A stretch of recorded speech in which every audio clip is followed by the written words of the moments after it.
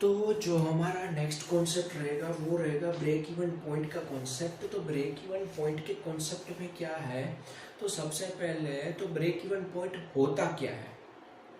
Break even point होता क्या है, तो ब्रेक इवन पॉइंट होता है जो ऐसा एक्टिविटी लेवल, ऐसा लेवल जहाँ पे जो तुम्हारा टोटल रेवेन्यू है, मीन्स की टोटल सेल्स है, टोटल रेवेन्यू है, वो किससे इक्वल हो जाए, टोटल कॉस्ट से इक्वल हो जाए।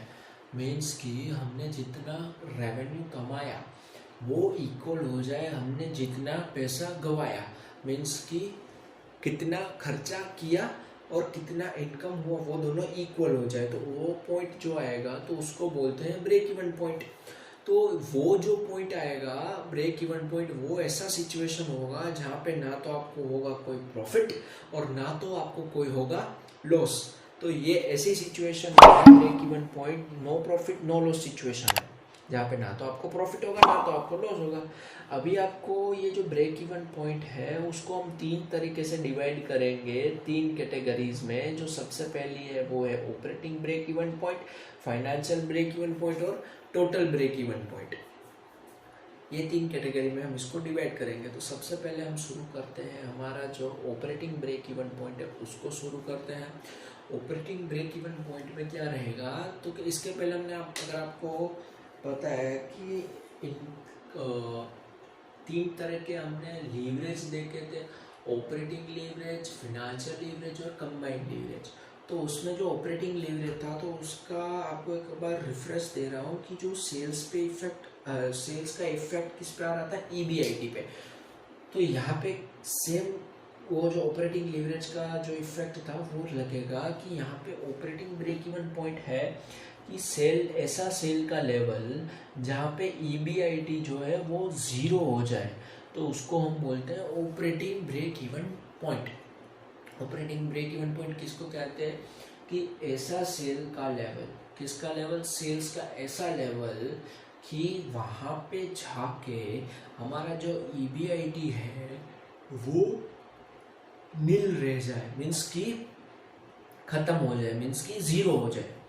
ओके, इसका आप अदर वर्ड्स में अगर देखें तो contribution equals to operating fixed cost, means कि ऐसा लेवल जहाँ पे हमारा कंट्रीब्यूशन है, आप इनकम स्टेटमेंट को विजुअलाइज करना कि जो हमारा कंट्रीब्यूशन है वो इक्वल हो जाए ऑपरेटिंग फिक्स्ड कॉस्ट से, ताकि हमारा जो ईबीआईटी है वो ज़ीरो आ जाए, ताकि हमारा ईबीआईटी है वो ज़ीरो आ जाए।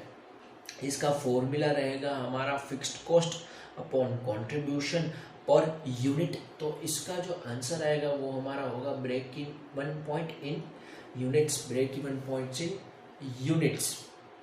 तो इसका जो आंसर आएगा वो हमारा होगा break even point in units.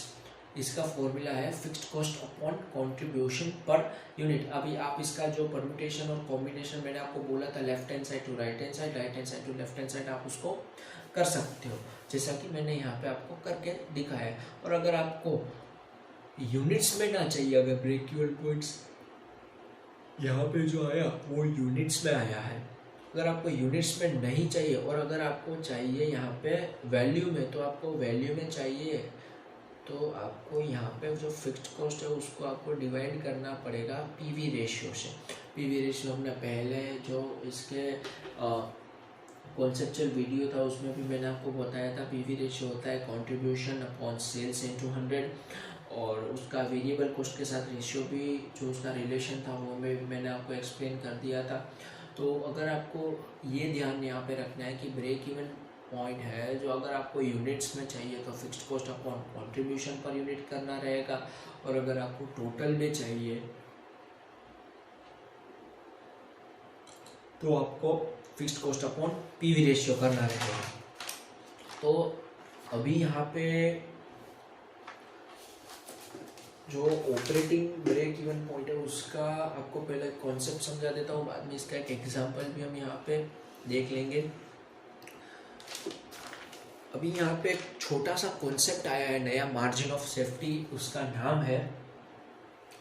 तो मार्जिन ऑफ सेफ्टी क्या होता है, मार्जिन ऑफ सेफ्टी हम उस कॉन्सेप्ट को बोलते हैं जो कि उसका मीन्स है कि हमारा जो सेल का लेवल है, सेल का लेवल है वो कितना ज़्यादा है ब्रेक इवन पॉइंट के सेल्स के हिसाब से।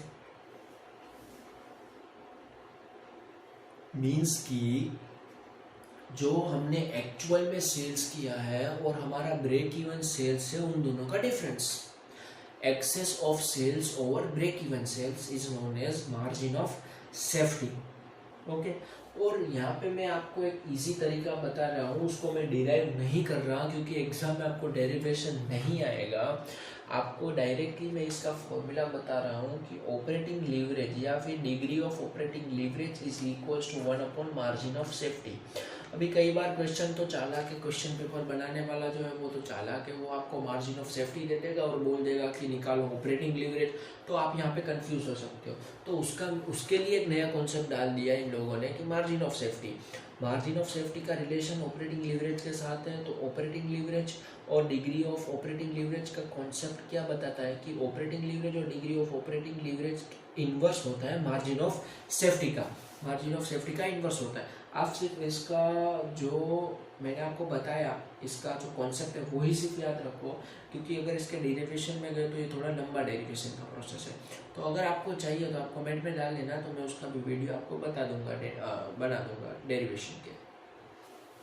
अभी इसका कॉन्सेप्ट हमने यहाँ पे तो ब्रेक इवन पॉइंट का, इसके पहले जो हमने बोला ऑपरेटिंग ब्रेक इवन पॉइंट का, तो उसका हमने फॉर्मूला देखा, 2 फॉर्मूला देखे, यूनिट के हिसाब से और एक वैल्यू के हिसाब से। तो अगर हम उस दोनों फॉर्मूला से ना करें और डायरेक्ट करें, डायरेक्ट कैसे कर सकते हैं, तो उसका लॉजिक मैंने यहाँ पे लिख रखा है कि alternative operating break even point में be calculated using operating leverage. Operating leverage से भी हम ऑपरेटिंग ब्रेक इवन पॉइंट को कैलकुलेट कर सकते हैं। अभी वो कैसे कर सकते हैं वो चलिए मैं आपको बता रहा हूँ। तो उसको कैलकुलेट करने के लिए मैंने आपको पहले ऑपरेटिंग लीवरेज का कॉन्सेप्ट बताया, उसके बाद ऑपरेटिंग ब्रेक इवन पॉइंट का कॉन्सेप्ट बताया, और दोनों में जो रिलेशन इन लोगों ने डिराइव कर रखा है वो दोनों में रिलेशन भी सेम डिराइव कर रखा है, सेल्स और ईबीआईटी का रिलेशन है। तो हमें यहाँ पे दे रखा है कि अगर आपको ईबीआईटी को 0 करना है तो प्रेजेंट ईबीआईटी को आपको 100% से रिड्यूस करना रहेगा। मीन्स कि अगर आपको ब्रेक इवन पॉइंट मैंने आपको ये बताया था कि हमारा जो सेल का ऐसा लेवल जहाँ पे हमारा ईबीआईटी 0 आ जाए, मैंने आपको इसके पहले यही बताया ऑपरेटिंग ब्रेक इवन पॉइंट का। तो सेम यहाँ पे इन लोगों ने यहाँ पे ये बोल रखा है कि अगर आपको ईबीआईटी 0 चाहिए, अभी का जो ईबीआईटी है उसको अगर आपको 0 करना है तो आपको उससे 100% से डिक्रीज करना पड़ेगा, और 100% से आपको अगर डिक्रीज करना है तो यहाँ पे हमारा जो कॉन्सेप्ट लगेगा वो कॉन्सेप्ट चला जाएगा ऑपरेटिंग लीवरेज में।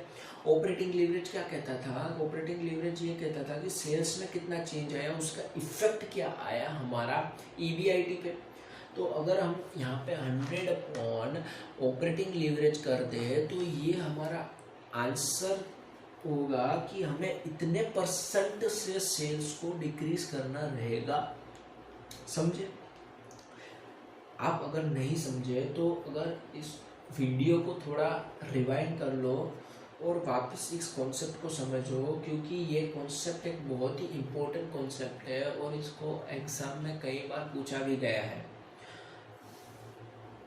इसका रिलेशन सिंपली आप अंडरस्टैंड करो ऑपरेटिंग लीवरेज से है, ऑपरेटिंग ब्रेक इवन पॉइंट का ये कॉन्सेप्ट मेन है। इसको आपको थोड़ा जोर दे के मीन्स ध्यान से आपको इस कॉन्सेप्ट को समझना रहेगा।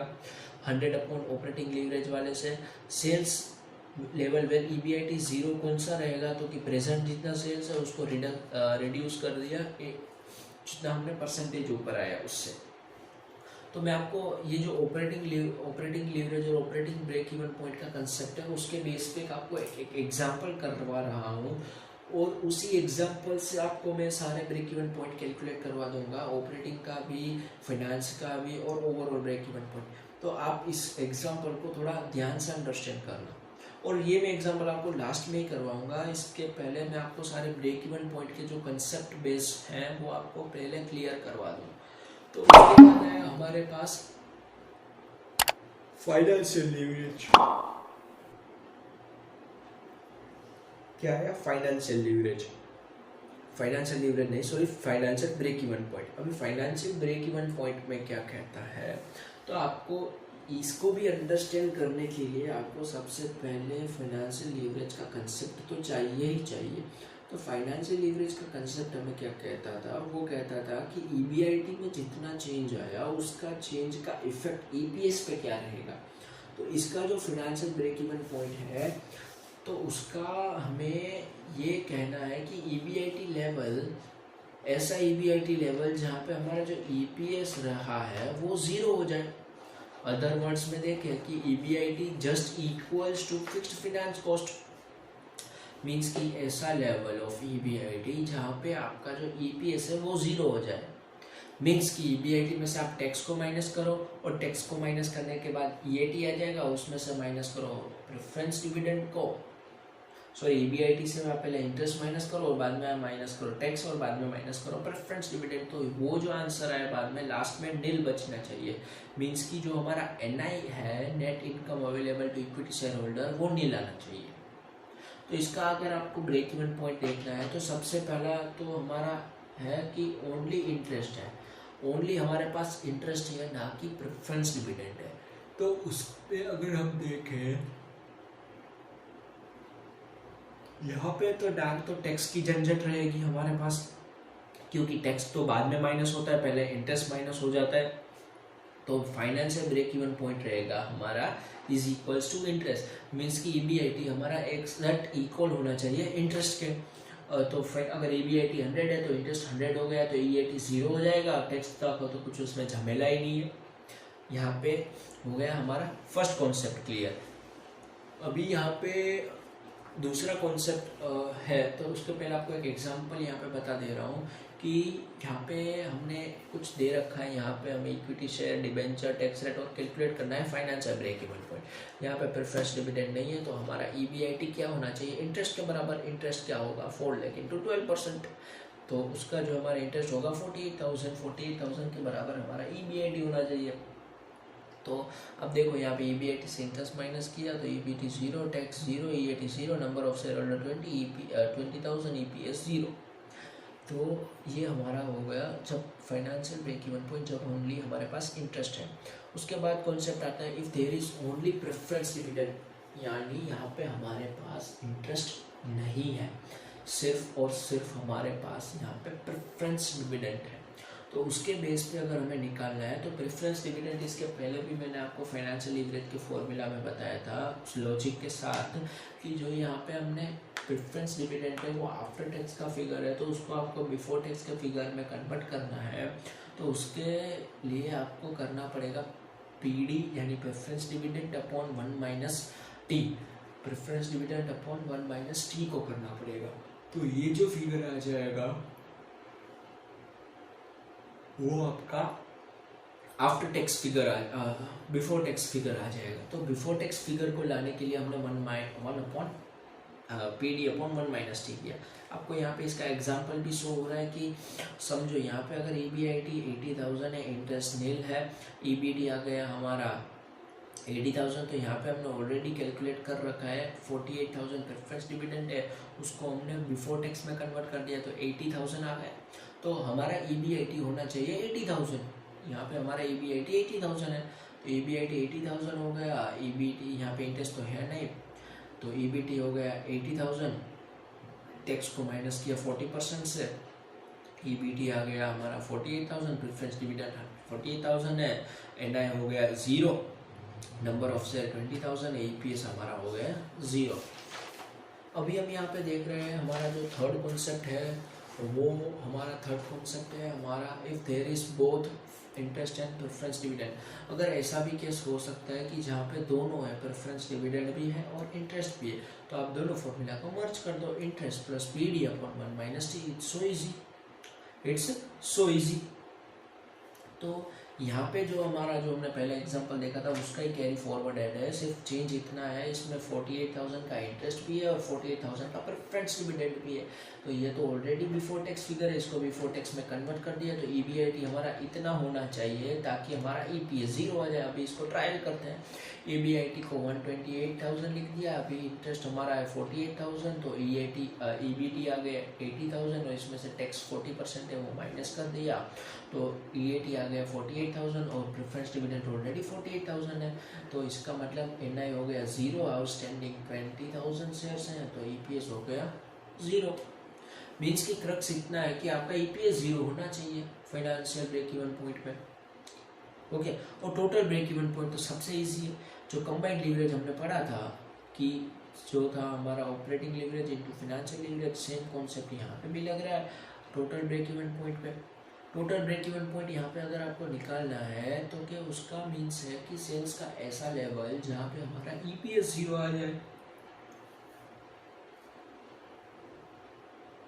क्या कि सेल्स का ऐसा लेवल जहाँ पे हमारा EPS 0 आ जाए। ओके, तो यहाँ पे हमें टोटल फिक्स्ड कॉस्ट जो है हमारी टोटल फिक्स्ड कॉस्ट तो क्या रहेगी, ऑपरेटिंग फिक्स्ड कॉस्ट और financing fixed cost. Operating fixed cost और फाइनेंसिंग फिक्स्ड कॉस्ट, तो हमारा ऑपरेटिंग ब्रेक इवन पॉइंट का जो सेल्स होना चाहिए, अगर हमें EPS 0 लाना है तो वो होना चाहिए हमारा ऑपरेटिंग फिक्स्ड कॉस्ट हमारी जितनी है वो उसमें ऐड कर दो इंटरेस्ट जो हमारी फिक्स्ड फाइनेंसिंग कॉस्ट है और प्लस कर दो preference dividend upon 1 minus T. ये तीनों का अगर टोटल करोगे तो जो वो जितना आएगा उतना आपका सेल्स का रेवेन्यू होना चाहिए, उतना आपका सेल्स का रेवेन्यू होना चाहिए।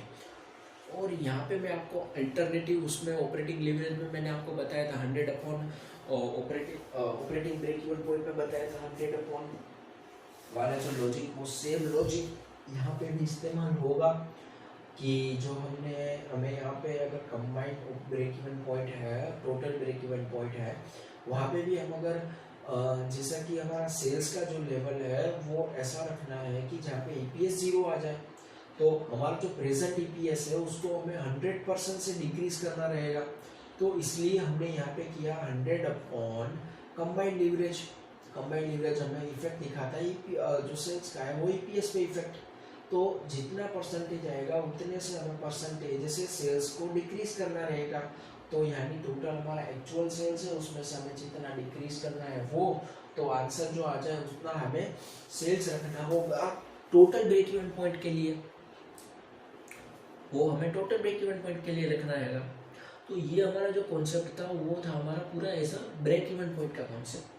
तो इसके बाद हमारा आता है कॉन्सेप्ट कमेंट करना है रिलेटिव रिस्क पोजीशन पे। रिलेटिव रिस्क पोजीशन पे तो इसका मीन्स है कि हमें कमेंट करना रहेगा कि हमारा जो अभी कंडीशन है वो कैसा है, रिस्कियर है, कंजर्वेटिव है या मॉडरेटिव। मैंने आपको बोला था कि मैं आपको एक एग्जांपल करवाऊंगा जो ब्रेक इवन पॉइंट है उसका, तो वो मैं इस जो ये कॉन्सेप्ट है, लास्ट कॉन्सेप्ट है, इसके बाद करवाऊंगा।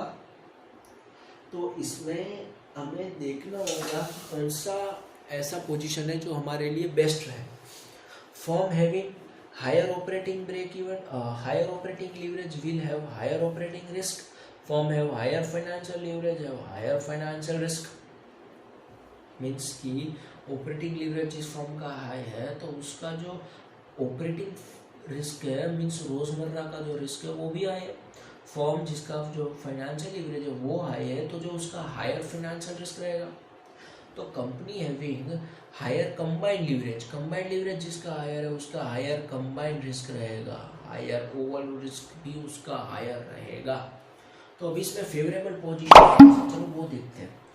अगर देखो ऑपरेटिंग लीवरेज भी लो है, फाइनेंशियल लीवरेज भी लो है, तो आप इसका इमेजिनेशन करो कि जो सेल्स पे अगर ज़्यादा इफेक्ट आया तो उसका इफेक्ट थोड़ा ही आएगा EBIT पे, और EBIT पे थोड़ा इफेक्ट आया थोड़ा सा ही तो EPS पे भी थोड़ा सा इफेक्ट आएगा।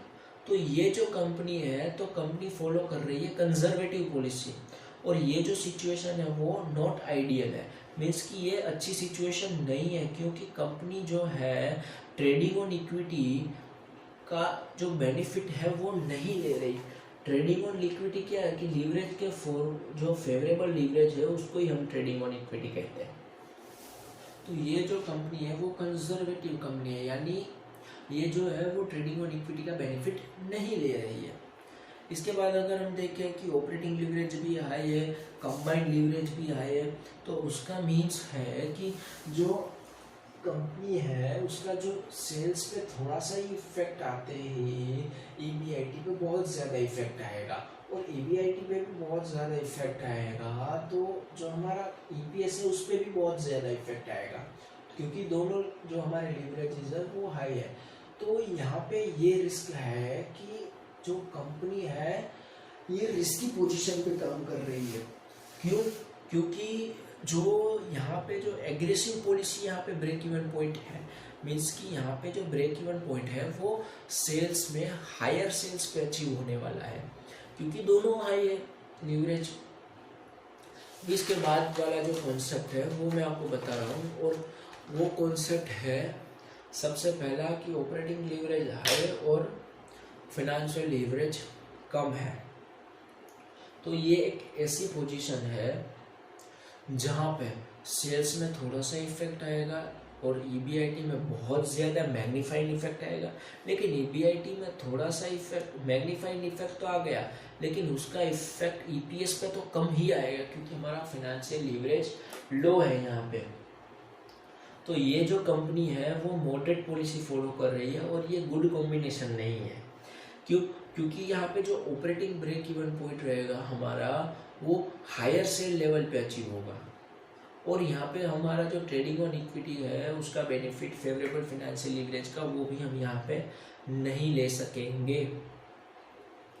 उसके बाद है हमारा लास्ट कॉम्बिनेशन, जहाँ पे हमारा ऑपरेटिंग लीवरेज तो कम है लेकिन फिनेंशियल लीवरेज ज़्यादा है। ऑपरेटिंग लीवरेज तो कम है लेकिन फिनेंशियल लीवरेज ज़्यादा है, मीन्स ये एक हमारा फेवरेबल पोजीशन है, हायर फाइनेंशियल लीवरेज है, तो ये बेस्ट कॉम्बिनेशन है। ये ब्रेक इवन पॉइंट जो है हमारा ऑपरेटिंग ब्रेक इवन पॉइंट वो लोअर सेल्स पे अचीव हो जाएगा, और यहाँ पे जो हमारा ट्रेडिंग ऑन इक्विटी है मीन्स की फाइनेंशियल लीवरेज मीन्स की जो लीवरेज है वो हमारा फेवरेबल कंडीशन पे है वो भी अचीव हो जाएगा।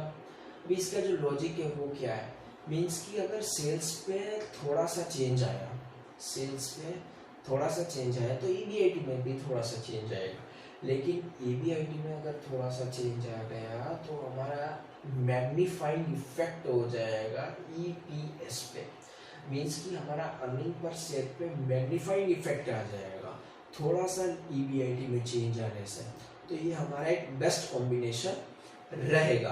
तो अभी गाइस ये जो कॉन्सेप्चुअल बेस है उसका एक लास्ट पार्ट मैंने आपको बोला था कि मैं ब्रेक इवन पॉइंट के एग्जांपल करवाऊंगा आपको एक, तो वो मैं अभी आपको ब्रेक इवन पॉइंट का एग्जांपल करवा रहा हूँ, तो आप उसको थोड़ा ध्यान से देखिएगा, क्योंकि ये ब्रेक इवन पॉइंट जो है वो बहुत ही इंपॉर्टेंट है, और उसका जो पूरा बेस है आपको एग्जाम्पल से इजीली अंडरस्टैंड हो जाएगा। तो सबसे पहले यहाँ पे एक एग्जाम्पल लिख लेता हूँ। तो गाइस ये मैंने आपको यहाँ पे एक एग्जांपल लिख रखा है, तो इसकी मदद से मैं आपको ब्रेक इवन पॉइंट का जो एक्सप्लेनेशन है, मैंने आपको जो थ्योरेटिकल बताया अभी उसको मैं आपको एक्सप्लेन करूँगा। यहाँ पे जो हमने जो हमारा सेल्स यूनिट दे रखा है 1 लाख यूनिट, सेलिंग प्राइस दे रखी है, वेरिएबल कॉस्ट है, फिक्स्ड कॉस्ट दे रखी है, टैक्स दे रखा है, शेयर्स कितने हैं वो हमें पता चल जाएगा इसकी मदद से, शेयर्स कितने हैं वो भी हमें पता चल जाएगा। ये हमारा है 1 लाख है, 1 लाख शेयर्स हैं, 1 लाख रुपीज़ के 10 रुपीज़ का ईच है, तो 10,000 शेयर हमारे पास है। इंटरेस्ट दे रखा है हमारे पास, और प्रेफरेंस डिविडेंड भी हमें दे रखा है। तो गाइस मैंने आपको पहले भी एक बार बोल रखा है कि आपको इस टाइप के क्वेश्चन में सबसे पहले इनकम स्टेटमेंट ड्रॉ कर लेना है, जो कि मैंने यहाँ पे ऑलरेडी कर रखा है। आपको यहाँ पे एक इनकम स्टेटमेंट ड्रॉ कर लेना है, आपका सारा आंसर अभी इनकम स्टेटमेंट से ही सॉल्व हो जाएगा। अब देखना, सबसे पहले तो हम देखेंगे ऑपरेटिंग ब्रेक इवन पॉइंट। अभी देखेंगे ऑपरेटिंग ब्रेक इवन पॉइंट। सबसे पहले हम यूनिट्स में देखेंगे और बाद में देखेंगे हम वैल्यू में सेल्स के।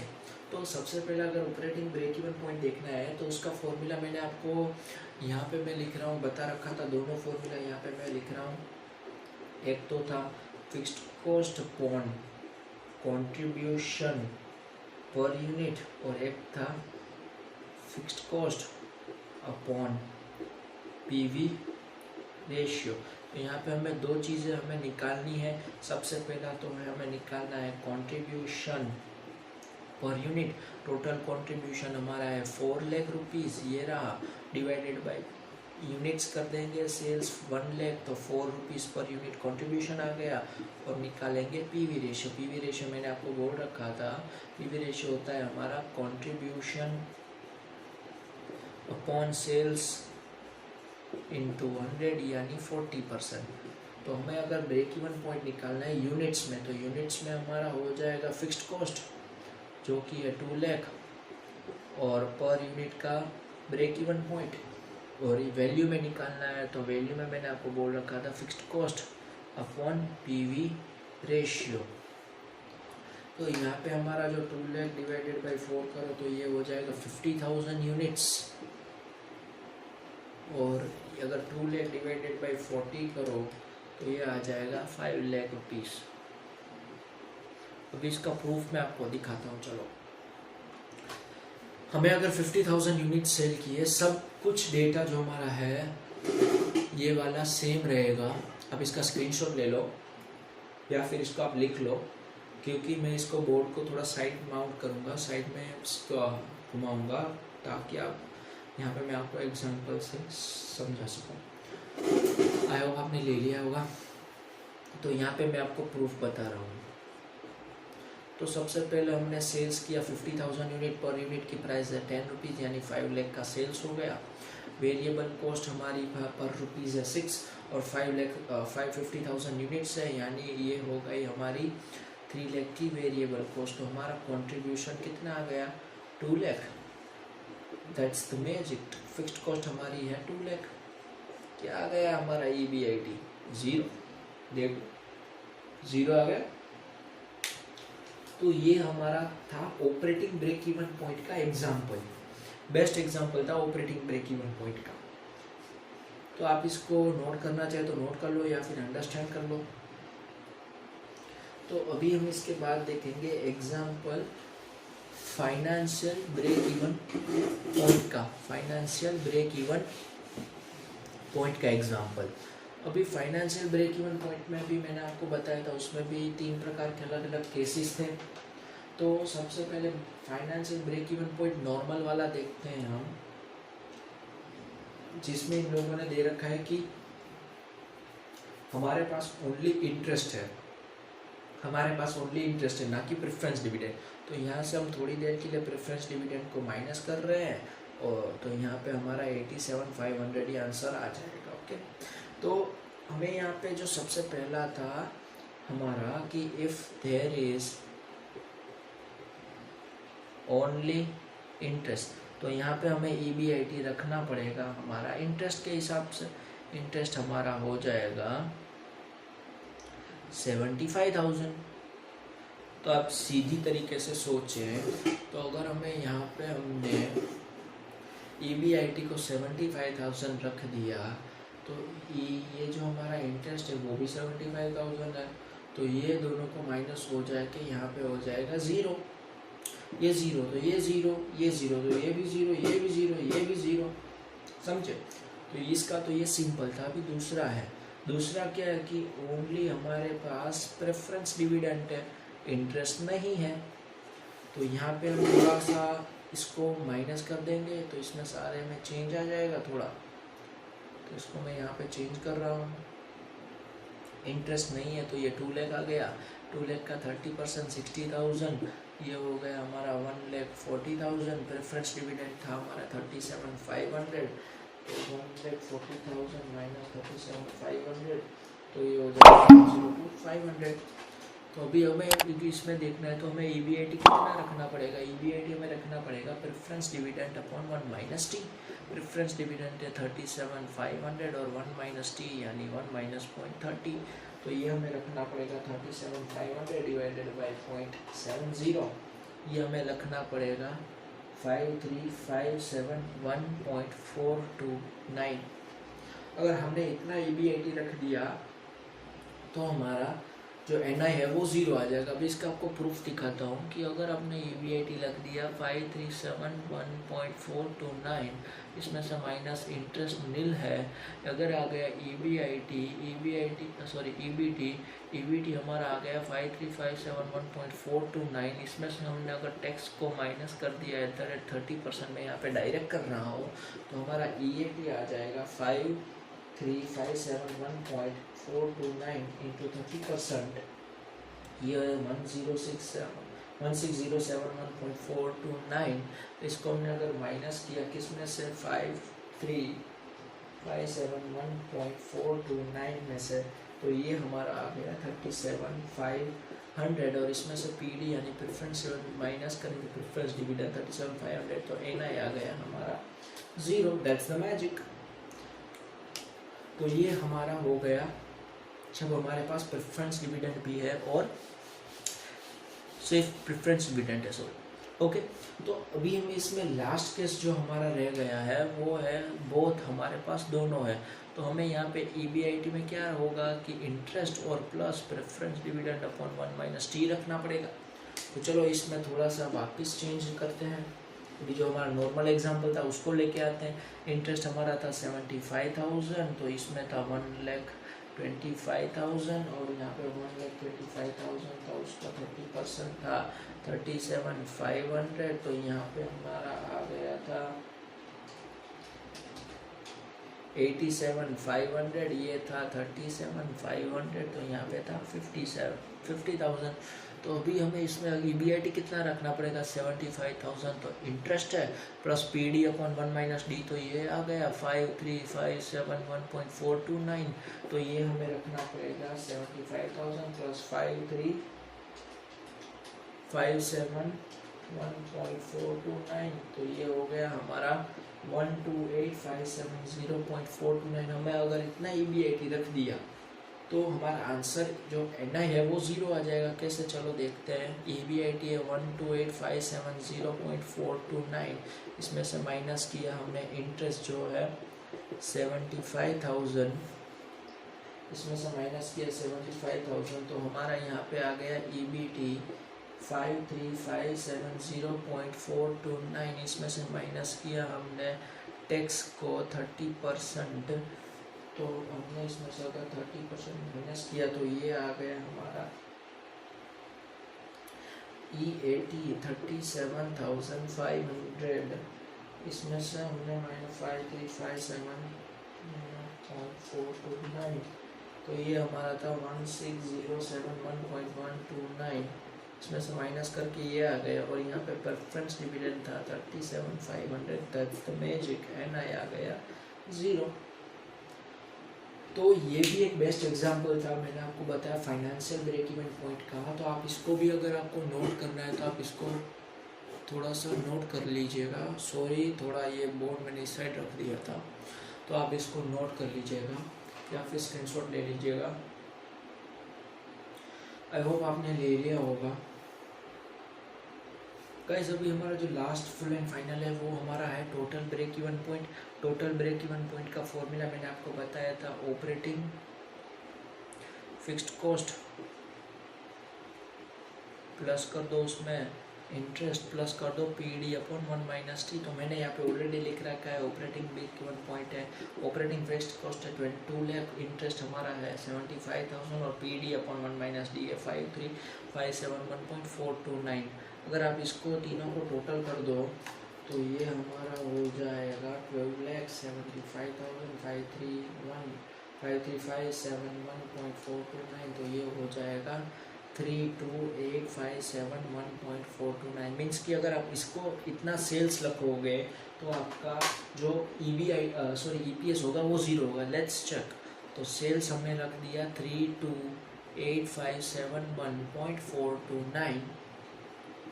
अभी इसमें से हमने माइनस किया अपन का जो वेरिएबल कॉस्ट है वो, तो वेरिएबल कॉस्ट हमें यहाँ पे माइनस करना रहेगा। तो जो हमें जितना सेल्स के यूनिट हुए सेल उसके हिसाब से वेरिएबल कॉस्ट होगा। तो सेल्स के यूनिट है 328571.429 पर यूनिट सेल का प्राइस है 10 रुपीज़। तो ये यूनिट्स अगर इनको मल्टीप्लाई कर दिया हमने 6 से तो ये हमारा हो गया वेरिएबल कॉस्ट 197142.857 और इसको हमने माइनस किया तो ये हो गया हमारा कंट्रीब्यूशन होगा 3 यहाँ पे कंट्रीब्यूशन हमारा हो जाएगा 131428.5716। यहाँ पे हमने माइनस किया यहाँ से फिक्स्ड कॉस्ट जो है 2 लाख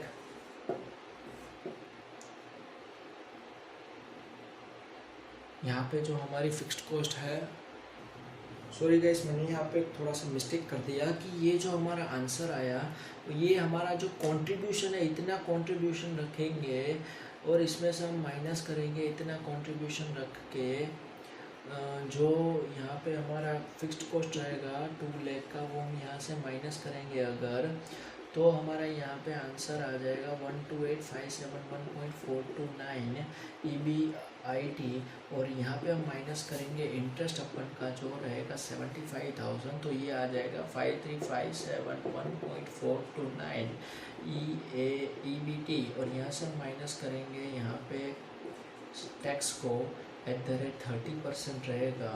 तो ये जो समथिंग आ रहा था 53,571.429 into 30% 16,071.429 और यहाँ पे हो जाएगा हमारा EAT 37,500 माइनस करेंगे preference dividend 37,500 that's the magic mill and 9।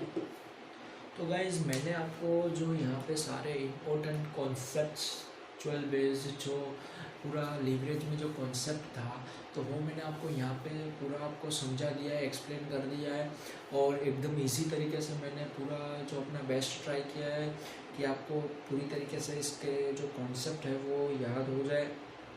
तो गाइज़ अगर आपको हमारा जो ये एफर्ट्स है अगर आपको अच्छा लगा, हमारा जो एक्सप्लेनेशन है आपको अगर अच्छा लगा तो आप हमारे इस चैनल को सब्सक्राइब कर सकते हैं ताकि आपको आगे जाके हमारे इस वीडियो की इंफॉर्मेशन या नोटिफिकेशन आपको मिलते रहे। Thank you.